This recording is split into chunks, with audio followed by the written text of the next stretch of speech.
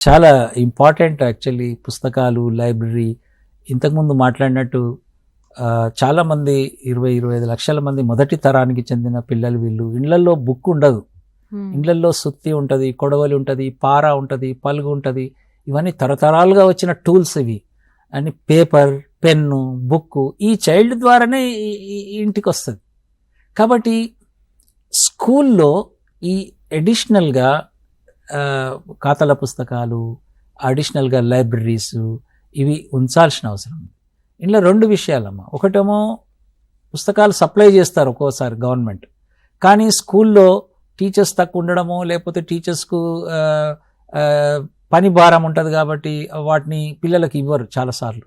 అవి అట్లా ఉండిపోతాయి షెల్ఫ్లలో. అది కూడా మనం చూస్తున్నాం.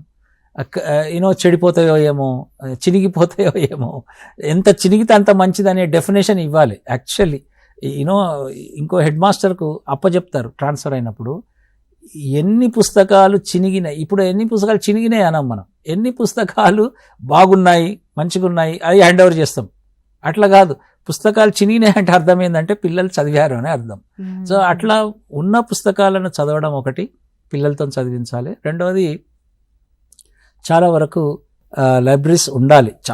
పిల్లలు చాలా ఎక్స్పోజ్ అవుతున్నారు, స్మార్ట్ ఫోన్స్ వాడుతున్నారు, ఇళ్లలోకి పోయి వాడుతున్నారు, అందులో సమాచారం తీసుకుంటున్నారు. కానీ ఎంతైనా బుక్స్ ఉండి బుక్స్ అలవాటు చేస్తే ఇంటికి పోయినప్పుడు ఆ పుస్తకాలు చదవడం అలవాటు అవుతుంది. కాబట్టి అవి కోకరిక్యులర్ యాక్టివిటీస్గా కంపల్సరీగా లైబ్రరీని ప్రతి స్కూల్లో ఉంచాలి, ప్రతి పాఠశాలలో ఉంచాలి.